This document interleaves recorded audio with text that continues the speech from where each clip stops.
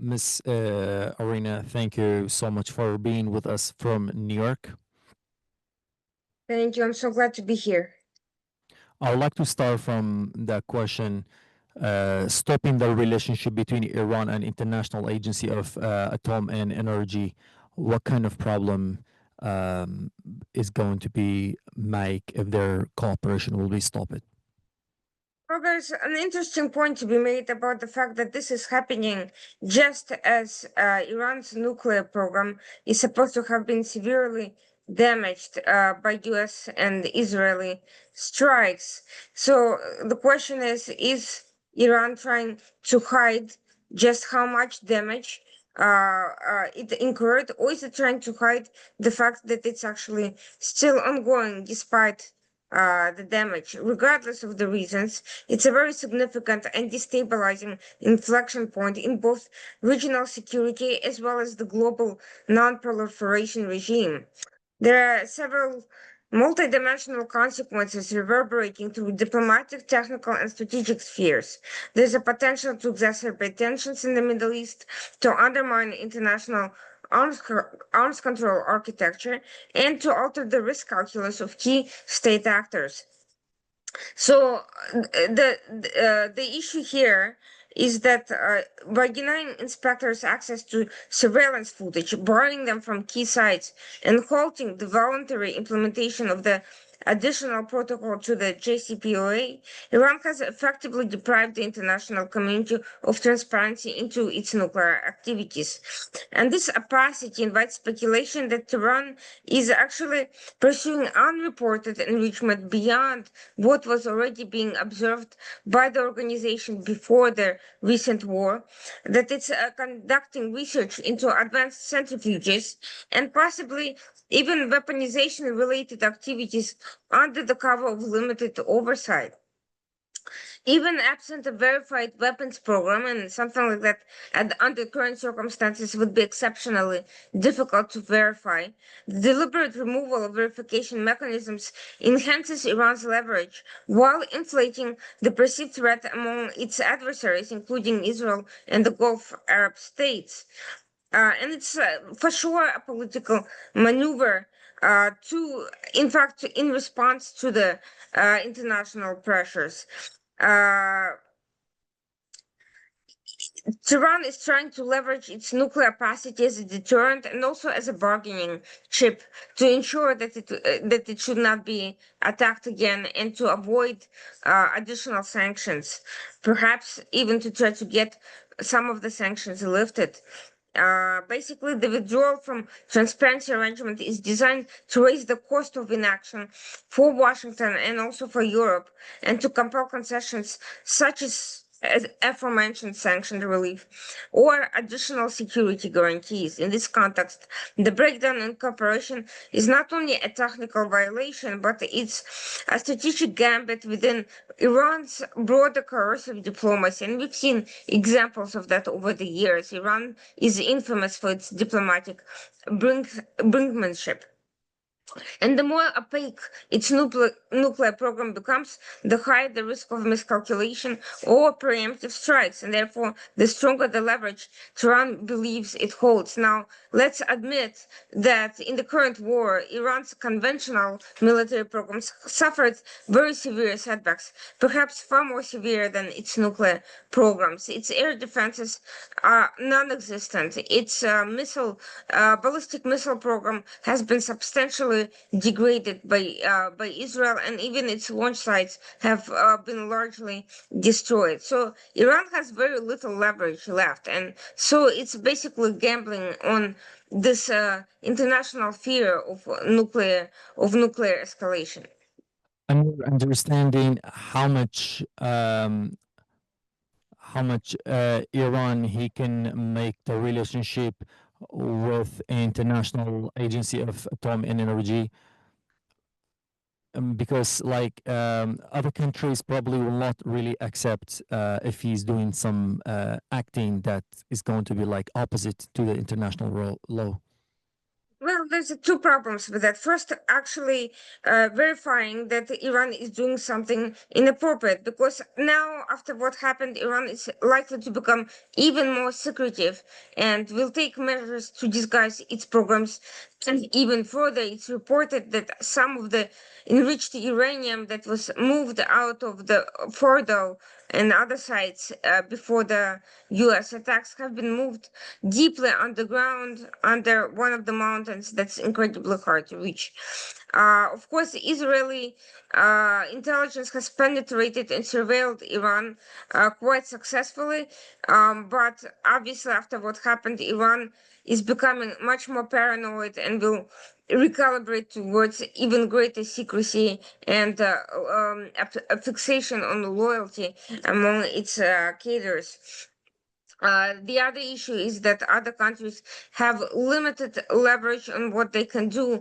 They have failed to punish Iran even for such egregious missteps as hostage diplomacy. For instance, an Iranian Swedish national, a nuclear scientist, is on the brink of execution, and Sweden has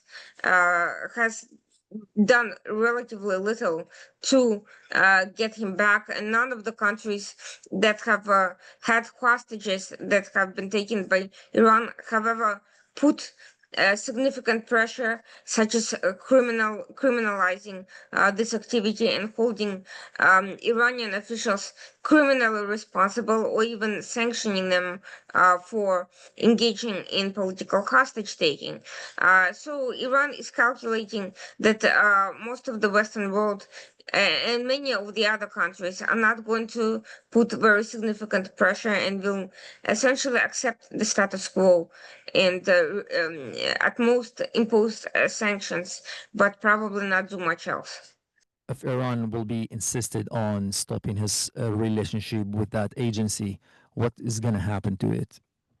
Well, the biggest risk for Iran is that Israel will return to strikes and perhaps will get the US to contribute again as well. Trump has threatened to attack these sites again if Iran does not put an end to these activities. The problem is Trump is of dual mind about what to do next, and he does still want to try to make some sort of a deal with Iran. The best case for scenario for Iran is to conclude some sort of a deal with the US while continuing to cheat in the shadows as it has been under JCPOA, and wait it out until Trump's term is over, and also push for isolationists through its propaganda machinery in the Western world. But Israel will not be stopped so easily, and we have seen that Iran had trouble if the war had lasted a few more days and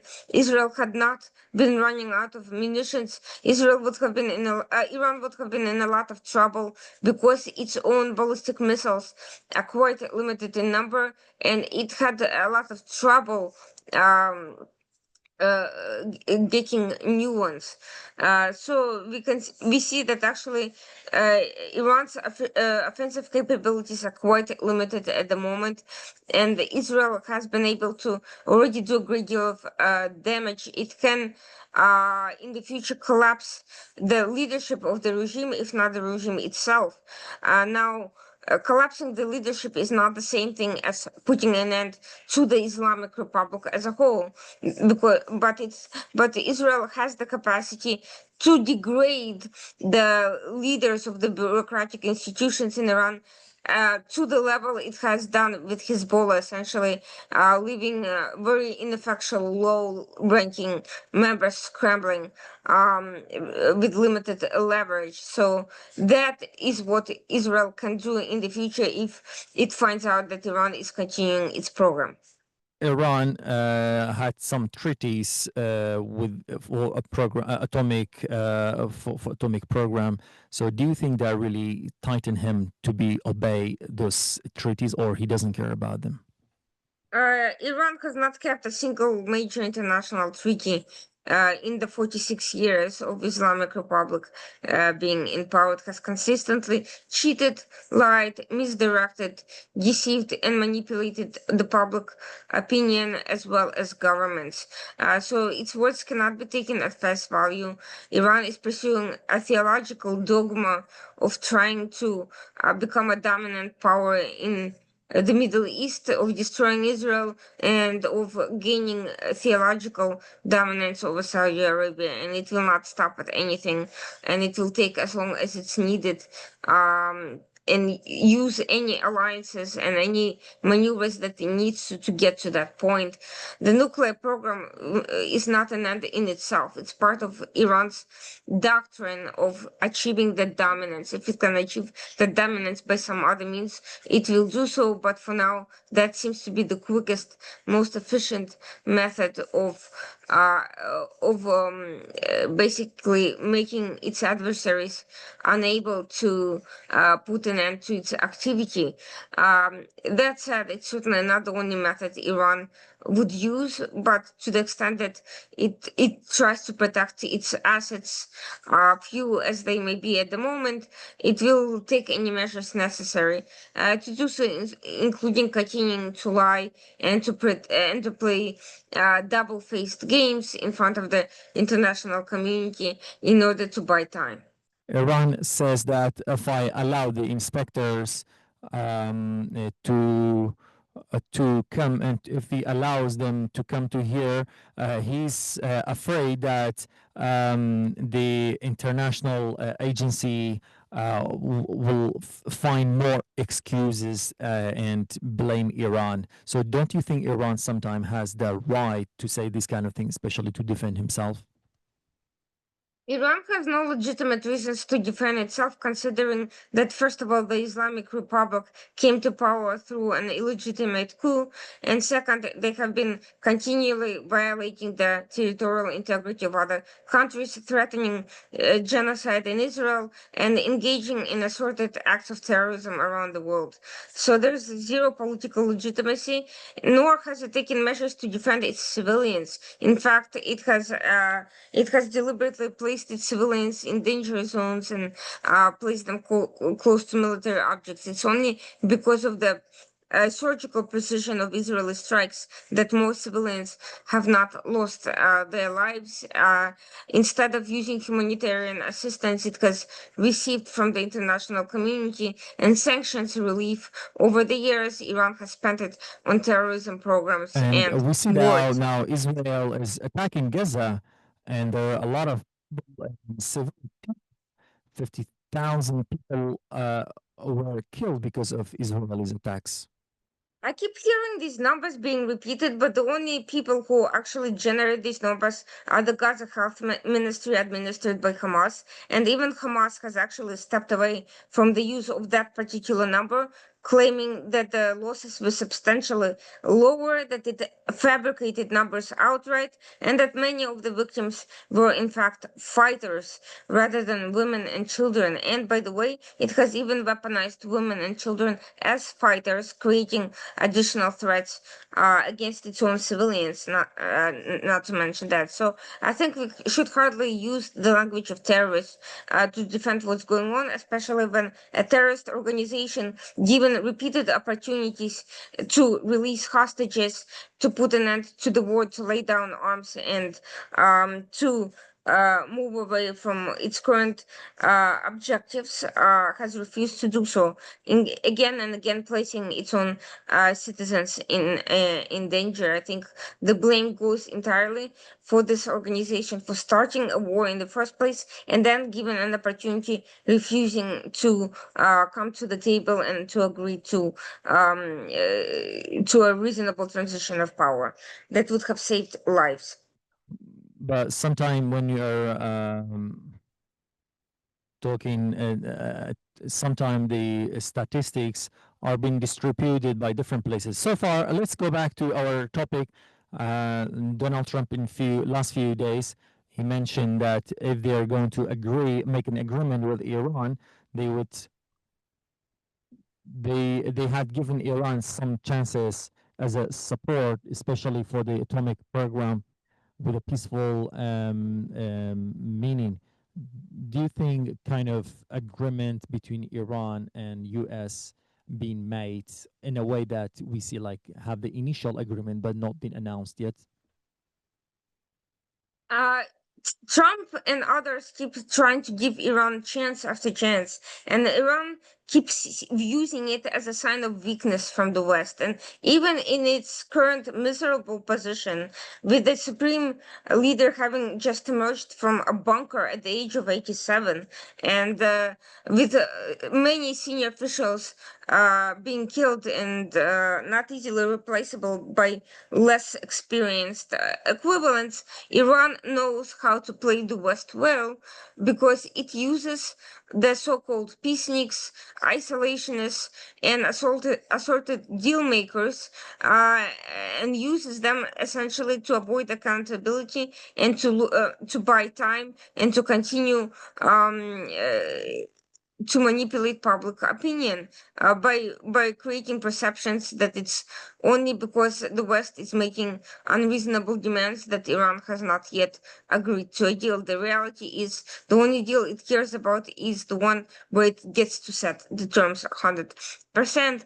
And from the point of view of its leadership, the deal with the West is no deal at all. It doesn't, none of the deals it would actually agree to, it would respect to begin with, because the West is an enemy and it considers the United States a great Satan. You can't have deals with Satan, obviously. So the fact that people do not understand this complete ideological break between the two sides is the reason why this is dragging on for as long as it has up until this point. Iran is militarily weak.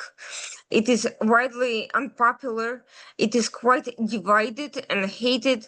The Islamic Republic regime was on the verge of collapse before Witkoff has attempted to secure a deal, and yet the Western countries keep bailing it out and giving it a lifeline out of fear that something worse might come, and it may. But the current situation is untenable, and providing Iran with leverage to continue to doing more of the same is certainly not a way to conduct effective foreign policy. Miss Irina, thank you so much for being with us. Thank you so much. Thank you. Appreciate it.